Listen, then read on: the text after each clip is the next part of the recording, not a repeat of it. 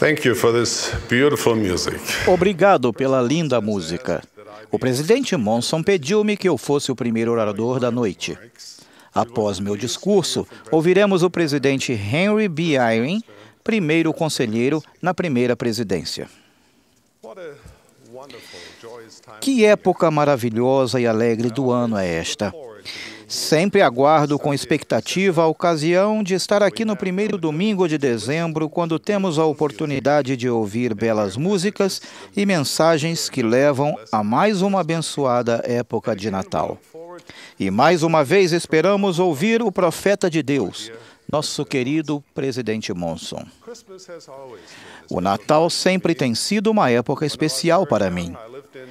Quando eu era menino, morava na Tchecoslováquia e estávamos completamente rodeados pelas ricas e centenárias tradições do Natal. Embora já se tenham passado muitos anos, ainda me lembro daqueles dias com um carinho e uma ternura que me trazem profundos sentimentos de gratidão e alegria. Certo ano, quando eu tinha uns 4 anos de idade, estava em uma sala onde ficava a nossa árvore de Natal. Ela estava decorada com enfeites lindos e brilhantes. Os ramos estavam enfeitados com festão prateado que refletia a luz de velas de verdade que tremeluziam ao meu redor. Ali perto havia uma janela que dava para a rua.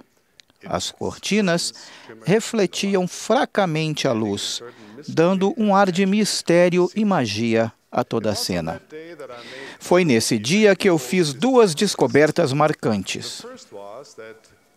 A primeira foi que, se eu segurasse uma velinha acesa por trás das cortinas, a luz resplandecia através do delicado tecido, transformando-o em algo sublime e fascinante. A segunda coisa que descobri foi que cortinas são inflamáveis. Como podem adivinhar, o tecido da cortina pegou fogo e as chamas espalharam-se rapidamente, ameaçando as paredes e o teto de nossa casa. Gritei de pavor. Meus pais vieram correndo da outra sala e rapidamente arrancaram as cortinas e apagaram o fogo, impedindo o que poderia ter sido uma terrível tragédia. Assim que passou o perigo, os restos carbonizados dos outrora belos enfeites de nossa janela entulhavam o chão. A janela, agora vazia, erguia-se sinistra por trás de mim, fria e condenadora. E eu fiquei de pé em frente da minha mãe e do meu pai, sem explicação ou desculpa. Eu sabia com toda a certeza de um garotinho de 4 anos que havia arruinado o Natal. Quase 7 décadas já se passaram desde aquele dia fatídico. E como resultado de meu único e pequeno crime como incendiário, aprendi algumas coisas importantes. Primeiro, jamais brinque com fogo. Uma mensagem importante com implicações literais e figurativas, não só para crianças.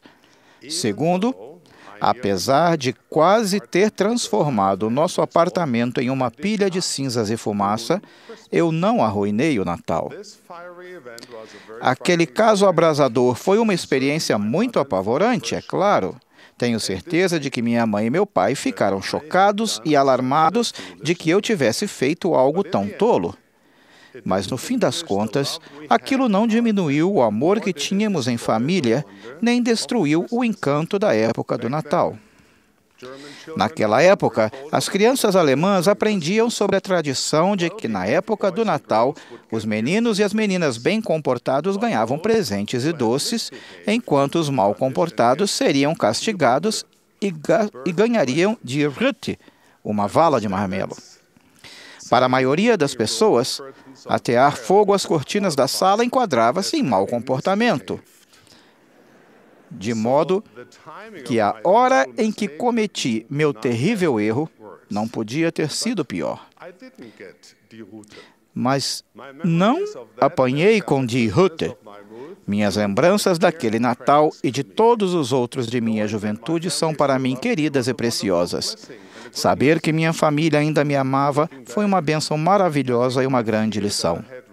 Ao lembrar daquilo, acho que meu temor de ter arruinado o Natal vinha de uma compreensão incompleta do que de fato é o Natal. E já notei que não são apenas crianças de 4 anos que têm essa compreensão incorreta. Às vezes, parece que nossos esforços para ter uma época de Natal perfeita são como um jogo de Jenga, aquele que é jogado com bloquinhos de madeira empilhados de qualquer jeito para formar uma torre. Ao tentarmos aumentar a altura da torre, retiramos um bloquinho antes de podermos colocá-lo no alto da delicada estrutura. Tenho certeza que vocês já jogaram esse jogo antes. Cada um dos bloquinhos é um símbolo dos acontecimentos do Natal perfeito que queremos ter tão desesperadamente. Temos uma ideia mental de como tudo deve ser. A árvore perfeita, as luzes perfeitas, os presentes perfeitos e os eventos familiares perfeitos. Podemos até mesmo querer recriar algum momento mágico de que nos lembramos de outros natais. E nada menos que a perfeição servirá. Mais cedo ou mais tarde, algo desagradável acontece. Os bloquinhos de madeira caem, as cortinas pegam fogo, o peru queima, o tamanho da blusa está errado, os brinquedos vieram sem as pilhas, as crianças discutem, a pressão aumenta. E a imagem do Natal perfeito que tínhamos imaginado, a magia que pretendíamos criar, despedaça-se ao nosso redor. Como resultado, a época do Natal é muitas vezes uma época de estresse, ansiedade, frustração e talvez até decepção. Mas então, se simplesmente estivermos dispostos a abrir o coração e a mente para o espírito do Natal, reconheceremos as coisas maravilhosas que acontecem ao nosso redor e que voltam a nossa atenção para o que é sublime. Geralmente, é algo pequeno. Lemos um versículo de Escritura, ouvimos uma canção de Natal sagrada e prestamos real atenção à letra, ou vemos uma expressão sincera de amor. De uma maneira ou de outra, o Espírito toca o coração e vemos que o Natal, em sua essência, é muito mais resistente e duradouro do que muitas das pequenas coisas da vida que, com frequência, usamos para enfeitá-lo. Nesses momentos preciosos, percebemos aquilo que sabemos e sentimos no coração, que o Natal tem a ver com Cristo. O Natal e algumas das tradições que valorizamos nessa época lembram-nos de que, como os magos da antiguidade, devemos buscar a Cristo e depositar diante dele a mais preciosa dádiva: um coração quebrantado e um espírito contrito. Devemos oferecer a ele o nosso amor. Devemos oferecer a ele a nossa disposição de tomar sobre nós o seu nome e andar no caminho do discipulado. Devemos prometer sempre nos lembrarmos dele, imitar seu exemplo e fazer o bem. Não podemos oferecer a ele a dádiva da perfeição em todas as coisas, porque essa é uma dádiva que está além de nossa capacidade, pelo menos por enquanto.